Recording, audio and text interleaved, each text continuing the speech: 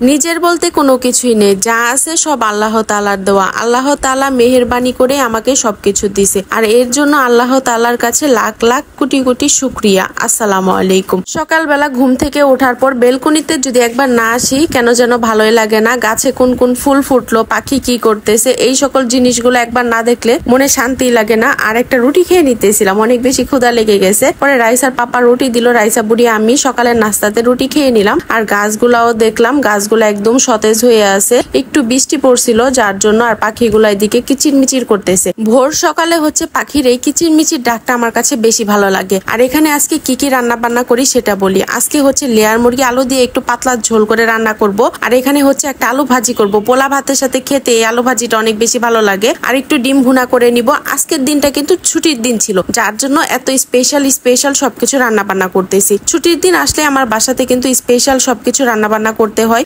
Layer মুরগি রান্না করতে কিন্তু বেশ অনেকটা পরিমাণ সময় লাগে। গরুর মাংস রান্না করতে যতটা সময় লাগে, এই মুরগির মাংসটা রান্না করতেও কিন্তু ঠিক অতটা পরিমাণ সময় লাগে। গরুর মাংস আমি যেভাবে মাখিয়ে রান্না করি, এই মাংসটাকেও আমি ঠিক ওইভাবে মাখিয়ে রান্না করব। সকল ধরনের মশলা কিন্তু দিয়ে দিছি, তারপরে ভালো করে হাতে মাখিয়ে নিতেছি। এখন হচ্ছে চুলায় বসিয়ে দিব, আর এদিকে মাংস তরকারিটা হতে থাকবে। আমি বাদ বাকি আমার টুকিটাকি যা কাজ আছে সবকিছু একে একে করে নিব। যেহেতু দিনটা ছুটির দিন ছিল, তাই আমার ঘরের টুকিটাকি অনেক ধরনের কাজই ছিল, সেগুলো হচ্ছে একে একে করে নিব। আর রান্নাটাও একটু পরপর দেখতেছিলাম। তো এদিকে হচ্ছে আমার মুরগির মাংসটা খুব ভালো করে কষানো হয়ে গেছে, আর উপরে খুব সুন্দরভাবে তেল ভেসে আসছে। এখানে কিন্তু সয়াবিন তেল আমি খুবই কম করে দিছি, আর মাংস থেকে অনেকটা পরিমাণ তেল বের হয়েছে। আলু দিয়ে 10 মিনিটের মতো ভালো করে কষিয়ে নিয়ে তারপরে বেশ খানিকটা ঝোলের পানি দিয়ে দিছি। এখন হচ্ছে খুব সুন্দর করে ঝোলের পানিটা ভালো করে ফুটে আসলে উপরে কিছুটা পরিমাণ জিরার গুঁড়া দিয়ে আরো কিছুক্ষণ জাল করে নিব। আর এই পুরো মাংস তরকারিটা কিন্তু একদম অল্প আছে আমি রান্না করে নিছি। একদম দাও দাও জালে রান্না করলে সেই মাংসটা কিন্তু খেতে ভালো লাগবে না। এখানে যেহেতু ডিম ভুনা করব, ডিমগুলা সিদ্ধ করে আগে থেকে আমি ছিলে নিছি, আর এগুলো একটু ভেজে নিলাম।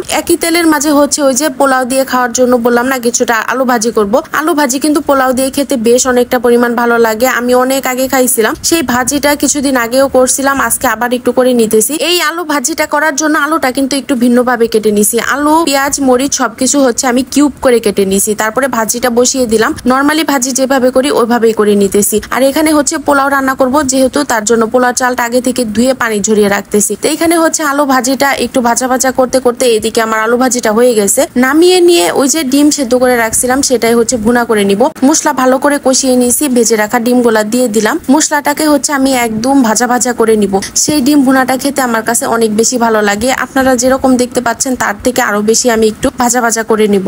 ডিম ভাজিটা নামিয়ে হচ্ছে এখানে আমি কড়াই বসিয়ে কিছুটা পেঁয়াজ ভেজে নিয়েছি পোলাও রান্না করার জন্য। পোলাও রান্না করার জন্য চালটা তো আগে থেকে ধুয়ে রাখছিলাম, সাথে আদা রসুন বাটা, কিছু মরিচ কিশমিশও দিয়ে দিয়েছি। বেশ ভালো করে ভেজে নিব।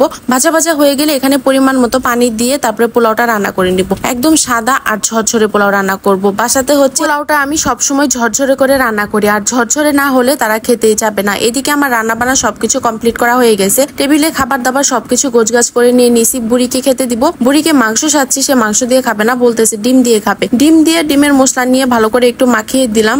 এক নলা ডিম দিয়ে খাওয়ার পর আবার বলতেছে আমি ডিম দিয়ে খাবো না, মাংস দিয়ে খাবো। তখন আবার ডিমটা আমি প্লেট থেকে তুলে নিলাম, আবার ওকে মাংস দিয়ে ভালো করে মাখিয়ে দিলাম। আমি কিন্তু সবসময় বলি রাইসা আর রাইসার পাপা কিন্তু পোলা ভাত অনেক বেশি পছন্দ করে, আর রাইসা হচ্ছে আলু দিয়ে তরকারি রান্না করলে সেটা একটু বেশি পছন্দ করে। আলু দিয়ে ভাতটা মাখিয়ে দিলে ও আবার খায়। তো এদিকে আমি হচ্ছে একটু খাওয়া দাওয়া করে নিতেছি। ভাজি নিয়ে নিছি, ভাজিটা কিন্তু বেশ মজার ছিল। পোলা ভাত দিয়ে এরকম ভাজি আপনারা খেয়ে দেখবেন, সত্যিই কিন্তু অনেক ভালো লাগে। ডিম ভুনা দিয়েও কিন্তু আমি খেয়ে নিতেছি, আর মাংস দিয়েও খেয়ে নিব। সবগুলা খাবারই কিন্তু অনেক মজাদার ছিল। সব সময় কিন্তু আবার রান্না বান্না ভালো হয় না, মাঝে মাঝে খারাপও হয়। তো আজকে রান্না বান্না প্রতিটাই অনেক ভালো ছিল। আর এদিকে রাইসার পাপা একটু দই নিয়ে আসছিল, মিষ্টি দই, তো সেটাই খেয়ে নিতেছিলাম। পোলাও খাওয়ার পর দই খেতে কিন্তু বেশ ভালো লাগে। আজকে এগুলাই ছিল আমার রান্না বান্নার ভিডিও, ব্লগ ভিডিও। ভিডিওটা কেমন লাগলো অবশ্যই জানাবেন, লাইক কমেন্ট শেয়ার করে দিবেন, পেজটা ফলো দিয়ে দিবেন। ইউটিউব চ্যানেল থেকে দেখে থাকলে চ্যানেলটা সাবস্ক্রাইব করে দিবেন। আজকের মতো ভিডিওটা এখানে শেষ করছি। আল্লাহ হাফেজ, ভালো থাকবেন সবাই।